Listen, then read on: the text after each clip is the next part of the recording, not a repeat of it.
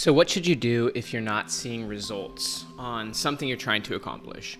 If you're not seeing results, how do you not give up? Those are some questions we all need to ask. And the first thing you need to realize is that your results are in large part a byproduct of a few things. One is your actual level of commitment. And let's just say you believe you're 100% committed to what you're doing, but you're still not getting results. Then you have to ask yourself, are you repeating the same errors over and over again? So in the book Grit by Angela Duckworth, she talks about how a fundamental aspect of maturity is deciding what you're 100% going to commit to. This is kind of like your ends goal, or in philosophy they call it final cause. So you've got your ends goal, whatever it is you're ultimately committed to, something that you're going to stick to for years. A big aspect of grit is that this is passion and perseverance towards long-term goals. If you're someone who switches over and over between ultimate ends goals, you switch from tennis, for example, to basketball and then over to baseball, then you're probably not very gritty because you keep switching over. So part of maturity is ultimately deciding what you're committed to, but another aspect of maturity is that below every top level goal, there are multiple means level goals that are pathways to getting where you want to go.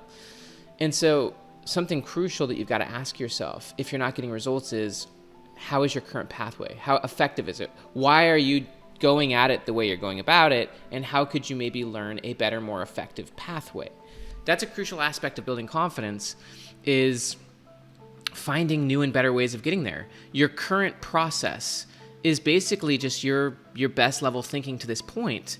But at the level of your goal, your process will be different. At the level of your goal, you're going to be doing things very differently. And so actually one thing that you can do to help yourself with this is to reverse engineer your future self and be your future self now. And one of the science-based ways to do that is to bring your future self to you. So to do that, you just write a letter from your future self. And one of the things you obviously need to do is implement whatever you get out of that letter writing process. But get yourself out of your routine environment, give yourself no more than 20 minutes, and try to put yourself into the context of your future self from the position of the result you actually want, from the position of the goal. So they've already achieved the goal, your future self. Now, what does your future self say from that standing point? I actually like the book title from Zig Ziglar. He said, View from the Top. So if your future self has a view from the top, what is their view? Albert Einstein said imagination is more important than knowledge. There are multiple pathways up the same mountain. Some pathways are more effective than others. So the first question you have to actually ask yourself is, how committed are you to what you are actually striving for? Or is what you're striving for a means level goal, and the means level goal can be replaced with a better means? That is fundamental to maturity. Is the thing you're pursuing a means or an end? If it's an end and if it's something that you're committed to for the long haul, then not getting results right now is actually okay if you can learn from what you're actually going through. Actually look at your current process and maybe develop a better process. Maybe start investing more, getting better education, trying more. One of the crucial aspects of learning is obviously investing in failure. Josh Waitzkin in the book The Art of Learning would call that investment in loss. Are you actually experiencing enough losses right now so that you can build up some strength? Just as a simple example, my son Caleb, who's been playing tennis now for a year and a half, when we started him doing tournaments about a year ago, he lost every round, every match, whatever it is, for almost 6 months. And it was painful for him because he was not winning, but he was investing in loss. And as a result, he was building up his resilience. We also trained him to have fun in that part of the process, to measure his own gains, as Dan and I would talk about. Measure the gain, not the gap. You got to measure your gains. You got to have fun with it. You've got to invest in loss for a decent period of time. There is a period of time in the learning process where you're not going to get immediate results. I remember when I first started blogging online, it took writing probably 60 to 80 blog posts before one actually hit. And in the process of writing those 60 to 80 blog posts, I was really studying not only other people's work that was working, in other words, the blog posts out there in the world that were going viral, but I was also studying the craft of writing, of structuring articles, of writing headlines. So even when it comes to something like this with me for YouTube, I'm still in a very beginnerish stage, and it's okay to be in the beginner stage. I think that there's something useful in not rushing through that. Actually, and this is really, going to geek out a little bit, but in like Star Wars lore, there's a concept called power levels as it relates to the Force. And one of the things it talks about with power levels is that the dark side doesn't actually like take you down a different path. It actually just tries to skip levels. So for example, I think, and this is again really pretty geeky, but I actually love it. I think like from episode 2 to 3, Obi-Wan Kenobi went from like a level 7 to a level 8.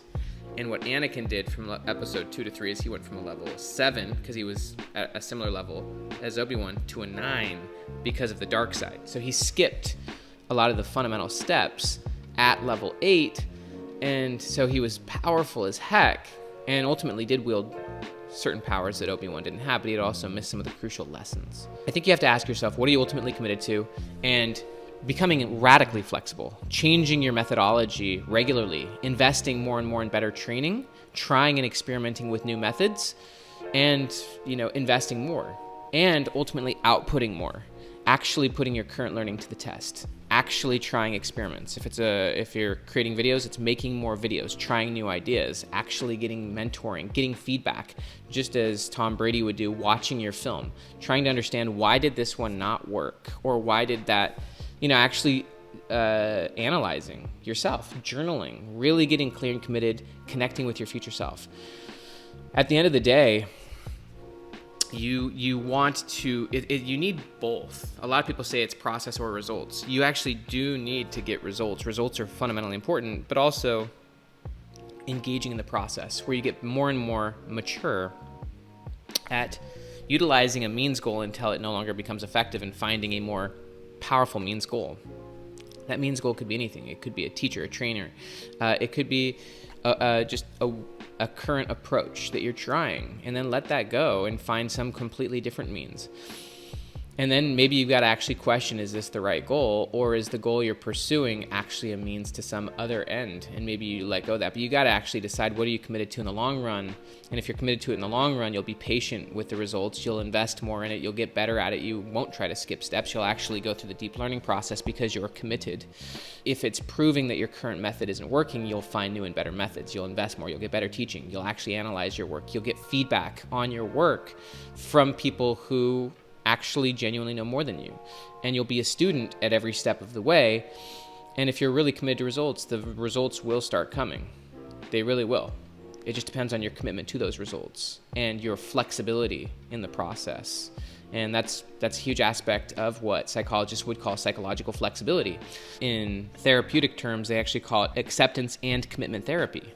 It's a big aspect of psychological flexibility, where you're hyper committed to certain goals, but you accept feedback, learning, and even your own emotions along the way. And you don't let your emotions derail you. You don't let the complexity of the situation derail you. You accept the situation, you learn from it, and ultimately you continue to move forward, and you learn to adjust, learn, be more flexible. Also flexible in your mind, flexible in your identity. And then there are those moments where you actually just do need to fundamentally give up a goal, because you realize that the goal is actually not what you want, but it was a means to some higher order goal. And now letting go of that goal is actually a big part of maturity, because it was just a means to some other higher end in the first place. And sometimes letting go of a means goal that you thought was an ends goal can be very disruptive to your identity. I've actually gone through that recently, where there was something that I thought was the ultimate end, and I realized now it was just a means that I had made into an end. And now in letting go of that means, I'm a lot more freed up to actually just embody what I ultimately wanted anyways, and that I had created some ego around a certain pathway. And people can do that. You can create an ego towards a certain way of doing things, a certain pathway, a certain identity. You can build your identity around what you do, because that's what ends up happening. As Aristotle would say, you are what you repeatedly do. But often what you're doing is simply the process of you trying to get somewhere else. So what is it you're ultimately committed to? Are you willing to be gritty on that? And are you willing to be mature enough to let go of some of the means goals along the way when they prove unworthy or ineffective at actually getting you what you want? It's a lot of work. It's an amazing dance. But if you're gritty, you're going to go through that process, and you're going to get more and more mature at more quickly finding better processes, pathways, identities, and ways of thinking to actually embody what you're ultimately committed to, your end goal, your final cause, and sticking through that. One just last thought, and that's when you're thinking about what you want to be ultimately gritty towards and what you're ultimately committed to. Like, let me give myself as an example. Like, I write books. This is my fundamental thing. And right now, I would probably be considered top 95th percentile of writers, but there's, I might even actually probably be in the top 98th percentile of professional writers when it comes to books published, my level of publishing, the amount of books I publish, and also the sales of the publishing. There is, a certain group of people that are light years ahead of me. And the question I then have to ask myself, and I'm not competing with anyone, but am I willing to go through another 10 years of growth as a book writer, writing probably, let's just call it in the next 10 years, 10 to 20 books, getting better coaching, really learning, writing better books. Is that the game that I want to play? And is that the game I want to master? Or is there some higher game and that this is just simply a means to some higher end? So those are some of the questions you've got to ask yourself. What are you committed to for the long game? What is it you ultimately want to master? And then are there different means to achieving that end? And there certainly are. At every level, there's going to be totally different means. At every level, there's going to be different rules. So to bring all this together, what do you do if you're not getting results? And should you give up? Well, the question is, give up on what? Are you going to give up on the ultimate goal? Or are you going to give up on the current pathway? That's the question you have to ask yourself.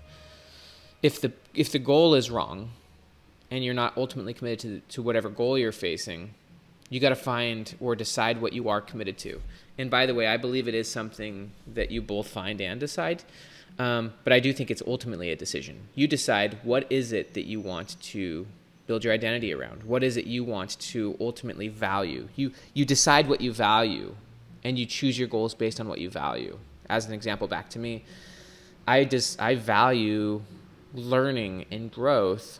It was a value I developed, I learned, I cultivated, and because of that value that I have, the goal of learning a lot, writing books, teaching, learning, being ultimately a student and a teacher, and specifically through the medium of books, became a brilliant pathway for me to fully embody that experience. That's what you have to decide. Are you going to give up on the goal, or are you going to give up on the current path? Both of those are questions of maturity. Once you actually decide for yourself a really strong goal that you're committed to for not just a year, but 5, 10, 20 years, and that you're willing to really master, then uncommitting and giving up on certain pathways becomes a fundamental aspect of the process. Uncommitting to certain ways of doing things or habits or ways of even thinking about the goal, maybe totally reframing entirely how you go about it, is a fundamental aspect of the process. Hope that helps. My name is Dr. Benjamin Hardy. Please like this video. Please subscribe to the channel. Also down below, you can get a link to either my free Future Self Millionaire course or even a link to get a free Kindle book of The Gap in the Gain. Talk to you later.